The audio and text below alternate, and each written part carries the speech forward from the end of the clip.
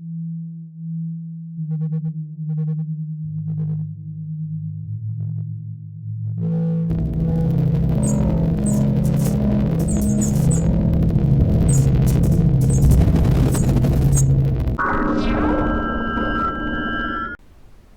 referential thoughts in both their extreme and balanced expressions, and how these things might reveal the subconscious mind. A transmission of the luminous order in conjunction with the Athenaeum Ministry of Mind Discipline and the Arts Psychic. Reflections from the author, 216, Flame Eternal. In the name of the Horned God, I offer to you what I have felt and where it has taken me, and temper this with impartiality to best describe and reveal a complex and pressing matter for us all. It is difficult to speak about this matter because the thing to be revealed is self-reflexive and autogenerative, while this is the same beautiful dimension of astrology which affords it the universality to dispense wisdom. This is not a reading or a prophecy, and thus this tendency must be resisted. Invoking the notion that observations on the mundane might reveal deeper and more personal meanings will prime the listener to do this very thing, where it is not the intention of the speaker to encourage this. The listener, primed by the message content, will analyze the message itself, the messenger's perceived purpose, and even unrelated circumstances surrounding their receipt of the message. This thought process may even be sustained, fully beyond and outside of the original message. This is called an obsession, and its pattern of occurrence called obsessive thinking or ideation. At the extremes, this idea leads to a most unproductive of madnesses. However comparatively mild or even manageable this particular madness may be felt by the afflicted to be. This is the problem which underscores discussing synchronicity, fate, coincidence and most spontaneous dispensations of information. It requires great care to define the healthiest parameters for the proper scope and application of the idea, and this still is always subjectively influenced by innumerable intangible factors. Those who receive messages always bear the responsibility of interpreting the message, but too many messengers will engage in manipulation of various means, from the use of tailored rhetoric and sub-hypnotic suggestions to outright fabrication for their own amusement. Great care has been taken to address this topic with as little danger of facilitating madness as is possible. While this preamble may seem a bit exaggerated, this long and careful iteration of the parameters was undertaken to demonstrate authentic and realistic care.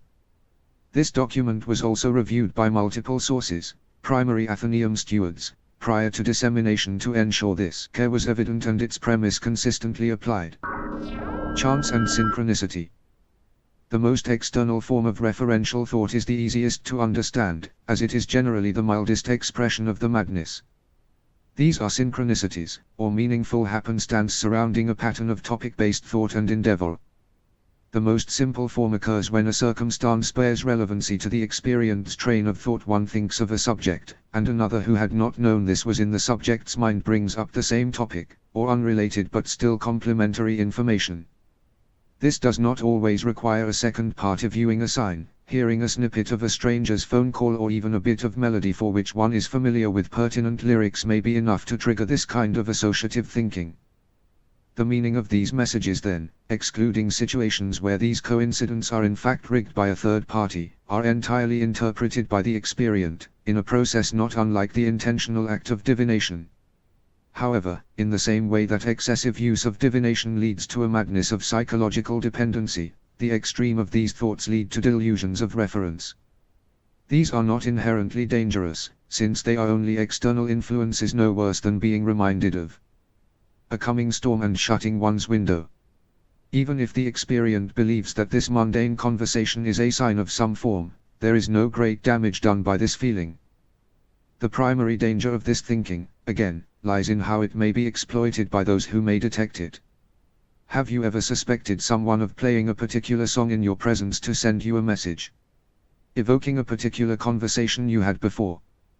The exploitation is identical whether they cast a message of endearment or terror to the experient they endeavor to leave a perceived superstition or state of madness against the experient, their target. It is for this reason that all use of synchronistic thinking to a desired end is black magic in its low form. For now though, we will shift focus away from those who might manipulate these trains of thought and consider the experient, who is the one convicted in a referential idea. Let us start with positive reference. When the experient believes all signs point to something great. That recent theory of theirs is perceived to be valid because they recall a song lyric that affirms the idea. This is how they know what they are thinking or doing is correct. Is there a difference between the experienced thinking of the lyrics and if, say, they heard them from a passing vehicle or a passerby's personal stereo? Is it so grand a coincidence as to be meaningful, then, if the song and its poem were a cultural mainstay, directly relevant to the topic, or is simply in vogue at the time? One can expect to hear popular songs over and over for a time when they are in vogue, and one can expect more derived meaning, say, about their magical career, from a song about magic or an artist who explores magic as a theme. Even just the use of the word magic may be enough. This need not yield cataclysmic results, not enact an effect, and the effect need be no more than to be merely mistaken for the reference to be a folly, and thereby an illusion.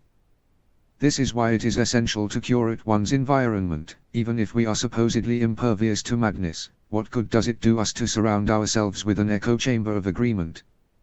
This is why the luminous order advises against engagement with popular culture. It is full of dangerous fantasy which masquerades as low impact, or harmless and vague. Why are so few themes addressed in these songs? Why are some topics granted entire albums, or even fully platformed subcultural communities? The answer is most likely because these things are profitable, but they need not be profitable for the artist, or the owner of the stereo one heard the other day, or the people who affirm the song's peculiar qualities to yield any one of these people profit. There is a certain inevitable vanity in inferring meaning from outside of the mind. This same thinking, again, may be adaptive in an individual who has no grandiose plan to be assured of. The adapted individuals must certainly be minded towards some goal nonetheless. But for whatever reason this goal is not vulnerable to exploitation in the appropriate mind. Similarly, the mind with no ill intention is not susceptible to the fear-based miasmas of the typical low-black magician or cabal thereof. The author of this treatise learned this personally, having been targeted by a gang of petty but affiliated criminals who endeavored to create such a miasma in order to subjugate the author. It is amazing what spiritual shelter is afforded to those who refuse cocaine, you know. The little vampires, as Cat calls them, cannot feed if the vampire's invitation, which Cat has defined elsewhere, in the Athenaeum treatise Hierarchy and the Occult, is not taken. 93. The method, and further reflections from the author. What is the way, then, to align the mind appropriately to ensure fortification against low black magic? Hopefully most reading know at least enough to never solicit cocaine from gang members, but what about the rest of things? Do not be quick to believe what you feel to be gnosis. This is never what the word meant. So then this romance one is assured of their Babylon, is she not called? If the seduction thereof feels unnatural, necessitates a vampire's invitation, or is otherwise inconsistent with the consummation of a healthy relationship, then this is likely nothing more than limerence. If you are unfamiliar with this term, acquaint yourself with it. Some will passive accept limerence, and feed upon the smitten like a little vampire. I use the example of this sort of romance because it is so very common, and it echoes a certain folly of my own youth. The part of my mind which is wiser asked me over and over why I was so unsure for so long, and it too asked me why I seemed to hate her. The reality is not that I hated myself. This is the rhetoric of lazy sophistry, to terminate a real insight. These trite reflections are used to keep one dependent upon some miniature guru. I believe they call them life coaches. One should distrust anyone who will not externalize their wisdom wholly, concisely and immediately. The reality of my experience is that I was quite lonely, and the partner I was driven away from believed she may subjugate both the object of my distorted desire and I alike. I hated no one, but I was alone in the horrific vacuum of madness which the first gnosis so predictably creates, and leaves with us for some time. So there are not always mirrors and mirrors to examine, and the complexity of emotion states which fight against the madness should indicate that it is not so simple as always seeing oneself in one's negative projections. This is not what is meant by the abnegation of the ego. I once knew a man, a bit older than myself and from a very different world, a low-rank initiate of a prestige order within the occult. Someone or another had taken a liking to his partner, who he dreamed of marrying, the traditional, Christian style of marriage despite his affiliation, and he tolerated this person's habitual infidelity under the premise that he needed to reduce or obliterate his own ego. I do not know if the man came to this conclusion on his own, or if it was fed to him by his partner, or a cultist of greater rank, or the hegemony of the cult, or if the idea came from elsewhere. But I have heard the same philosophy espoused in pyramidal sales schemes both legal and criminal. This is not my understanding of the yugas, but it is a common folly of folk cultism, and this is why it is used to sell fake medicine and vacuum cleaners the same way it is used to turn out prostitutes, whose degrees of sacredness vary. Is it so very good to listen to the non-self when it tells us things which go against our nature? There is found our wills, after all. Do you notice the wide valley between the appropriate and inappropriate applications of referential thinking? The healthy and appropriate mindedness seems only to reflect briefly upon a topic of reference, noting its personal importance to the experient who acknowledges a linear progression of thoughts originating in a maximally mundane fashion. The goal apparent is simple. I have been reminded to meditate, I have been informed of a job opportunity, a friend or peer has shared an insight into the Kabbalah, a song has reminded me of a fond emotion. Contrast this to the extremes of madness. This person is surely expressing genuine romantic desire for me. Would I only progress in supplying them with my will, this method will surely make me wealthy. These lyrics are a clear sign that my recent theories are correct. Our healthy-minded example is not morally superior, selfless, or even abiding some potent but nebulous and unknowable virtues. The only difference between this one and the one who is mad is that the adjusted person does not desire bombastic indulgence. A life more like cinema than the experience of a real mortal, of flesh and mind and soul. The former is almost pornographic in their whimsy. So then I stated that I would examine what these opposing attitudes reveal about the subconscious of each experient. But perhaps I already have done so.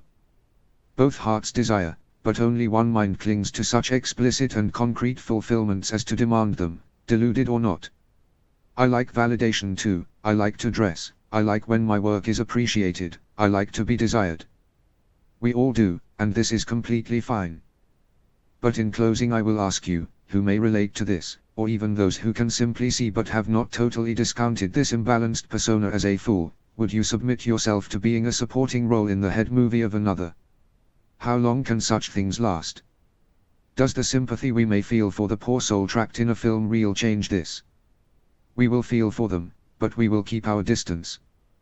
This I will confess in painfully direct words. I know that the mind films of my youth made me pitiable, especially those who knew how I cradled my best friend in my arms as he died, and how my first consecrated magical vestment, a yellow-white cable-knit cloak of wool, was ruined by his blood.